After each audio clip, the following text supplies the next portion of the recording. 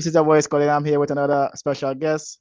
This man here made his debut on June 2024 with the Soca Warriors against the Bahamas. Also, he plays for Young PSV.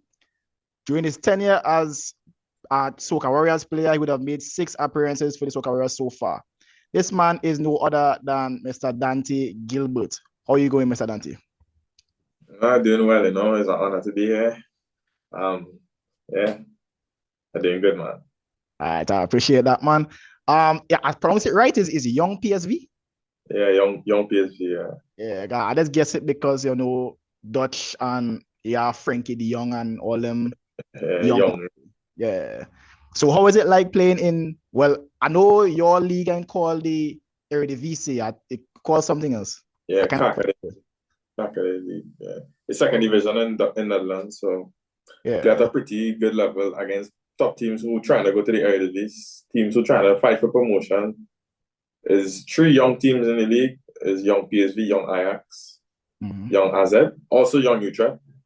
Yeah, And okay. we just like development teams in the league, so really and truly we just second our first team in the Eredivisie and we play in the second division Netherlands. So it's a high competition, high level. And yeah. And have you ever had like games against the first team?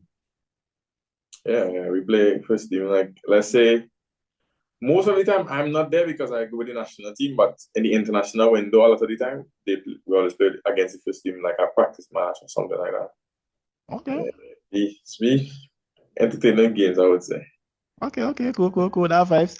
And have you ever or well, I should say, do you have any like personal relationships with like players from the first team that Yeah. you could look up to?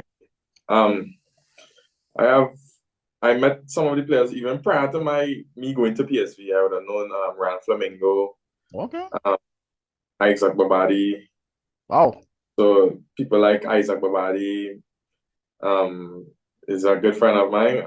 Tigolan, Okay. Johan Bakayoko. Okay. Also Des Tillman, the American guys also Yeah, are good so with them, this. So. Okay. And you and him never, I think he stopped, well, the time when Trinidad played America in Trinidad, I think you wasn't a part of the PSV team, as it? I wasn't PSV already, yeah, I wasn't He was in PSV. PSV? So I know when he went to wasn't. Trinidad, he texted me and he was telling me about in Trinidad. Okay. Okay, respect. Because that game there, he had a crazy one though. I think that one he Yeah, had. you get sent off. Okay. Well, shout out this man. But people want to know more about Dantaye Gilbert.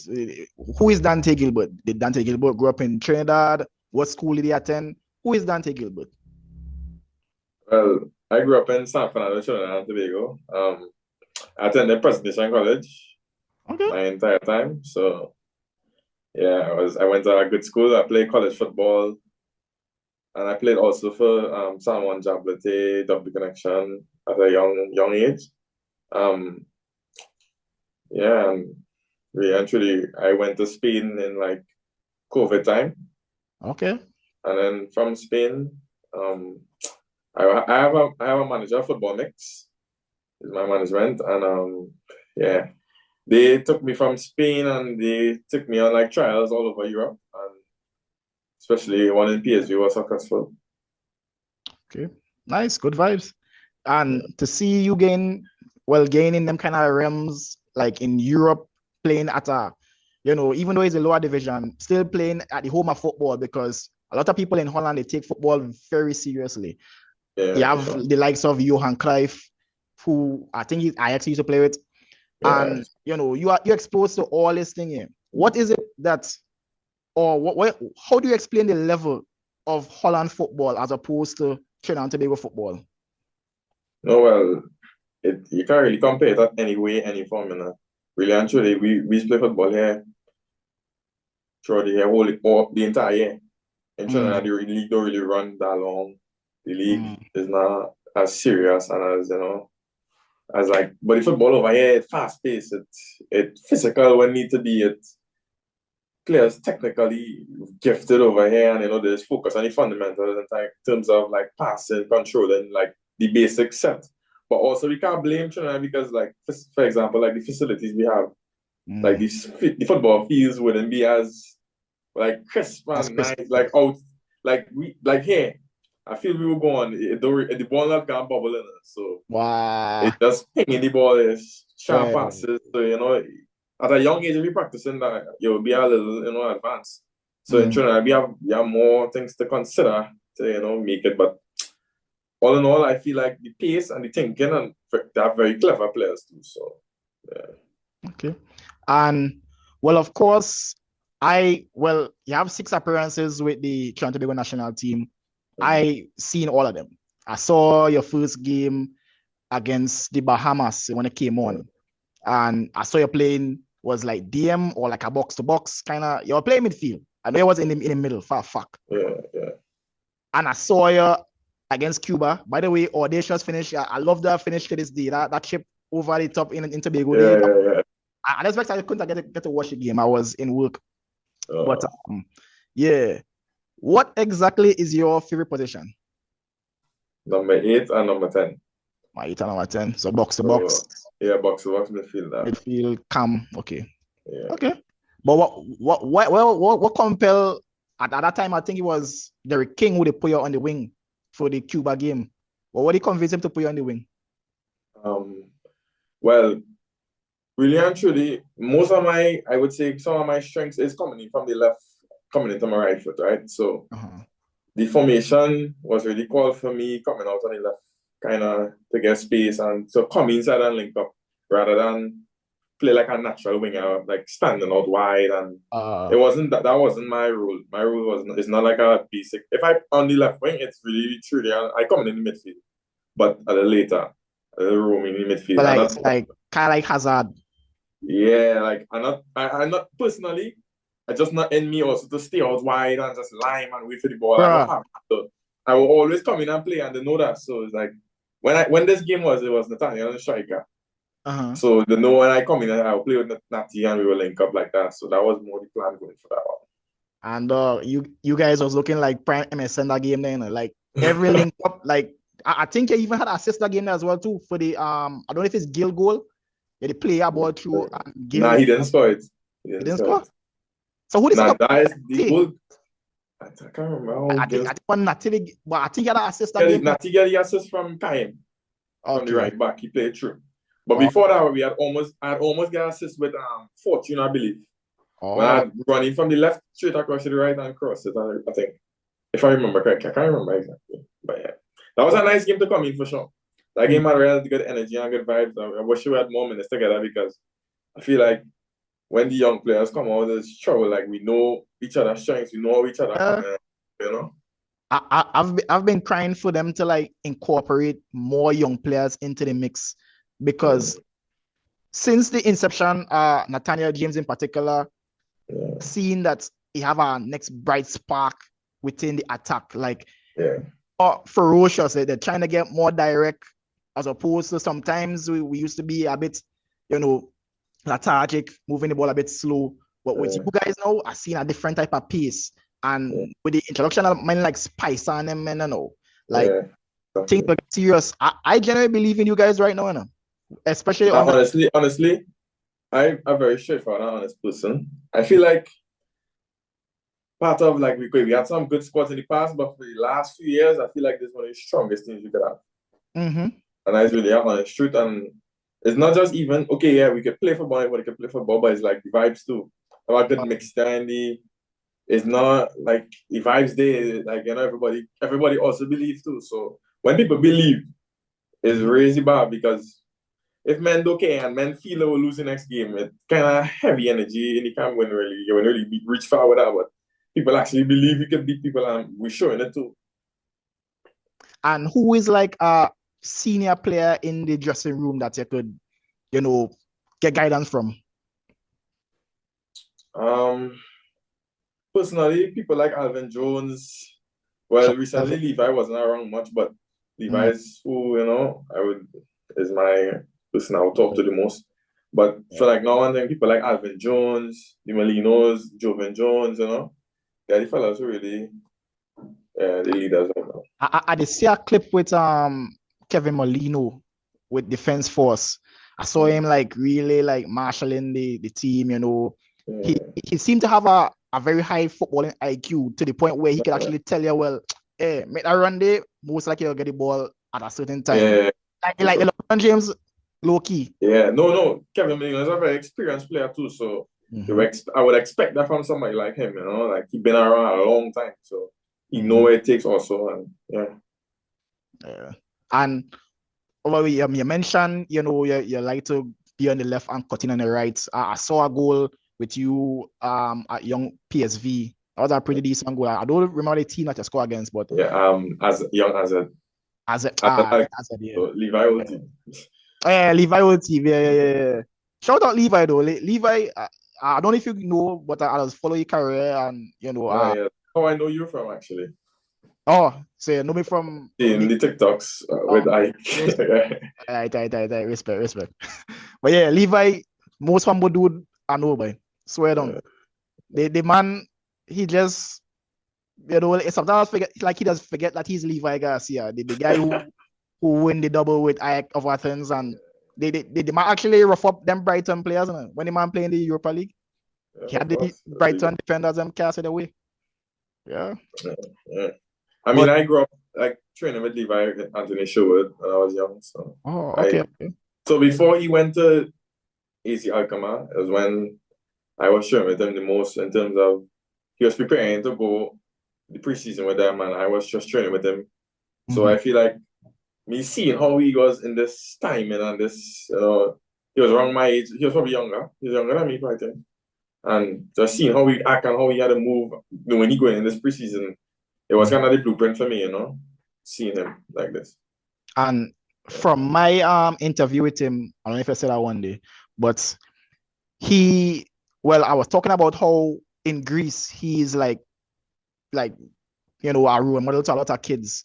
And I mentioned that in Trinidad and Tobago, a lot of people tend to, you know, push him to this thing there. And he mentioned that, you know, he just wants to be a role model for the up and coming, that you guys could just watch his career and see it as a blueprint as to what he should do to reach the level that he at.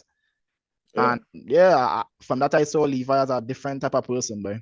But in terms of you being a Trinidad and Tobagonian, what would you say is your favorite food? Roti. That'll be roti, man. The last person I asked was Alvin Jones, and he said macaroni fries, stew chicken. I was like, all right, bet.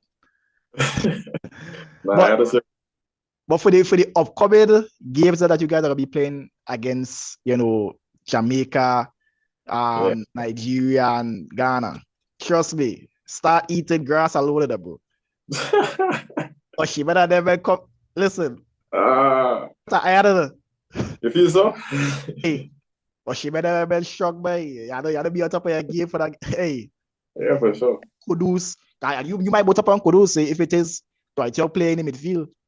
So, nice. I like to match myself against the best players regardless. That way you see where you're at.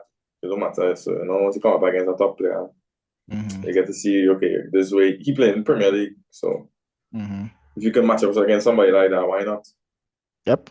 And that's the attitude to have. Because I believe in you guys for the Gold Cup in particular. For some reason, like it's a while I ain't get a feeling like this with Trinidad and Tobago football. But some reason I feel like Trinidad just might be the course in this Gold Cup.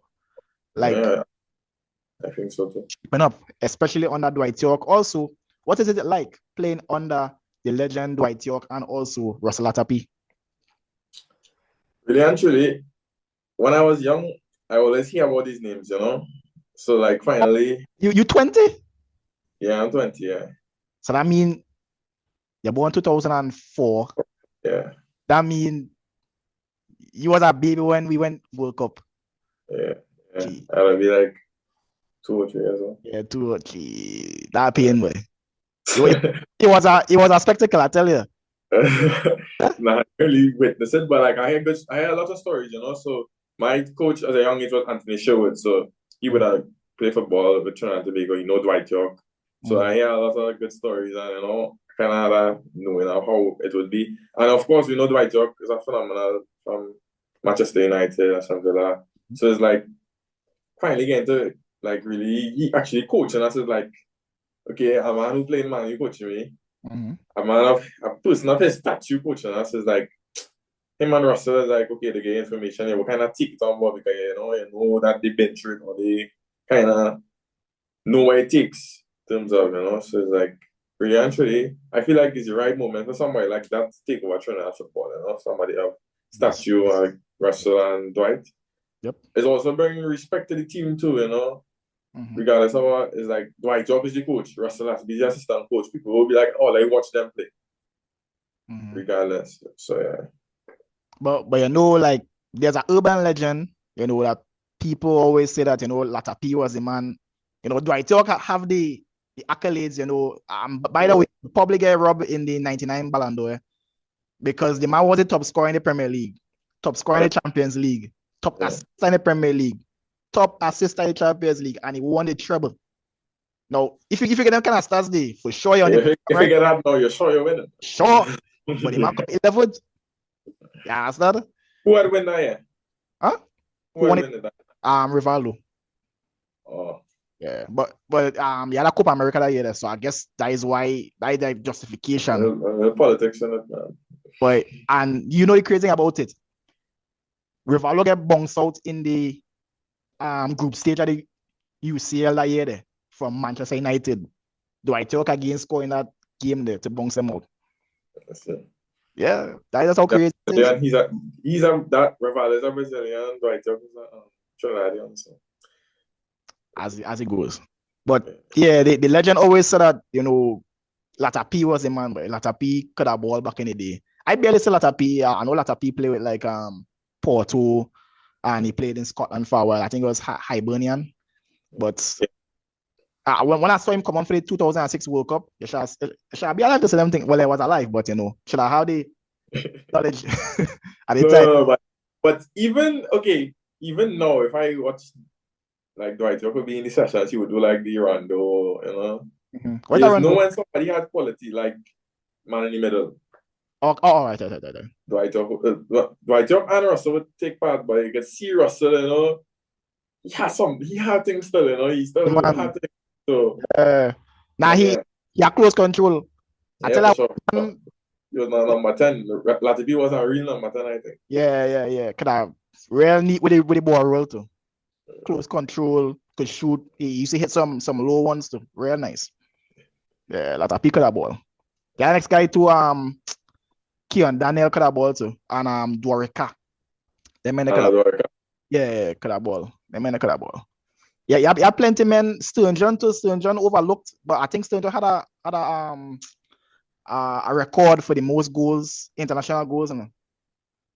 Yeah, John could have ball back in the day, but people, they like to talk and thing there, and like to bring down the players, so they just like to undermine their greatness. But Tobago had some proper ballers. But in all, what is your ambitions for the national team right now? Well, first of all, the first step will be the Unity Cup. So just going there, I think it's also a good step going back. Also, it's like, okay, we have the Unity Cup and then we have like the World Cup qualifiers. So it's like, all right, we go and play these top teams. A good preparation to play against then St. Kitts and Costa Rica. Yep. And we want to go to the World Cup. So these games are important regardless of what. This is before the World Cup. Yep. We can get to the World Cup. This is the first hurdle, and we got to cross this hurdle then to get to the World Cup. So yeah, I think we have I'm very ambitious, and I think we could do it. Yeah, trust me, I believe in you guys, boy, and I like that the mindset you have. Like I mentioned in Kudus and Oshimen, and they're like, well, they just play football. Yeah, they like Noalang and them every day, so I at least beating about Kudus and I tell you, but if I was a professional footballer, I see no kind of men there, I know how I go feel, boy. So I guess that a mindset. Everybody's bleed the same way, so yeah, I tell you. I read that. So, who is your favorite musical artist?